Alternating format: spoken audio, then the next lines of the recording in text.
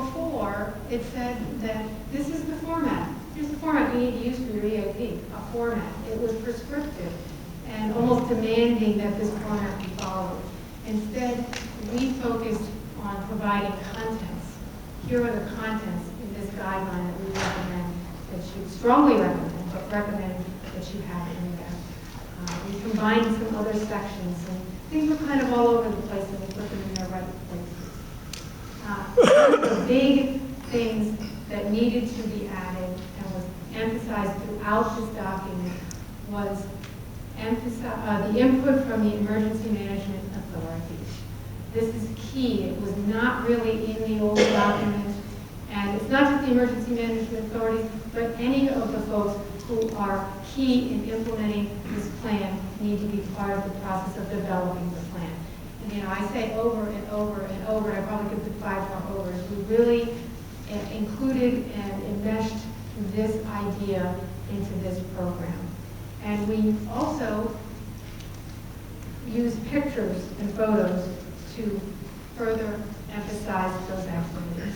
This doesn't happen. It's not just about the dam owners anymore. And it never really was. And I'll probably say that a few more times. But you've got folks planning together, emergency management agencies working together, authorities working together, tabletop exercises. This is a mobile EOC. So just a real emphasis on this collaboration throughout the document. And along those same lines, incorporating current practices, NIMS and ICS. Since 9/11, those have become current practices, and we needed to add them into this document as well.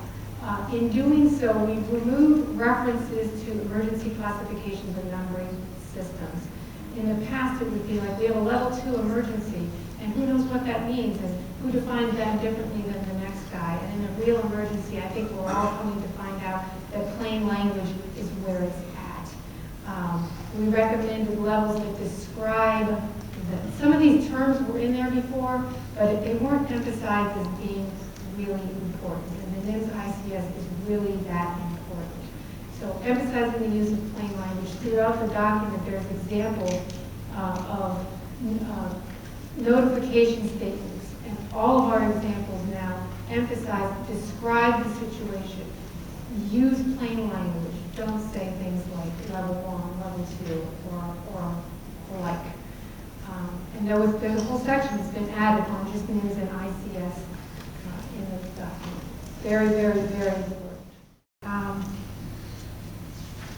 We changed the title to be more inclusive. And some may think that's a nit. We actually did not think that was a nit. We thought it was pretty significant. If somebody was searching for this document and they came up with action planning for dam owners and they were an emergency management authority, they would say, I don't even look at that. That's not for me. That's for the dam owner. And it really isn't. And emergency action planning for dams is not for dam owners anymore, and truthfully, it never really was. So we changed the title simply to be Emergency Action Planning for Dams. A whole lot. And I'll talk about some of these items specifically. But in all of this, one of the things, and I think I like the quote that Greg had in towards the end of his presentation about the flexibility of what guidance documents really are. We, the team, had to keep reminding ourselves throughout this process that this is guidance.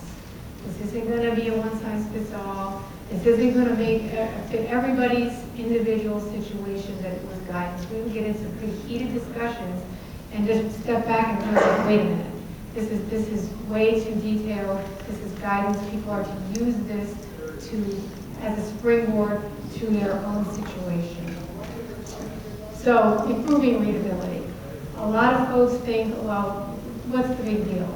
The stuff's all there. But a readable document really is going to be a usable document. If it's not readable, people aren't going to use it. The process entailed. Well, it started a little haphazardly. It wasn't until we really sat down and defined, and I'll talk about this in a few minutes, what the update was and was not intended to accomplish. Could we then move forward with it? There was a lot of collaboration, as I mentioned, among the work group members, a lot of expertise brought to the table, and we incorporated a lot of ideas and examples and experiences of all of these members. When you do that, as we all know, we're a lot of engineers sitting in that room, and you try to collaborate with a lot of engineers, you can easily come up with, and we did, a document that's completely unreadable. And it was completely unreadable. And I said to James, we can't move this forward. We've got to refine the text and make this readable and usable. So that took a considerable amount of time.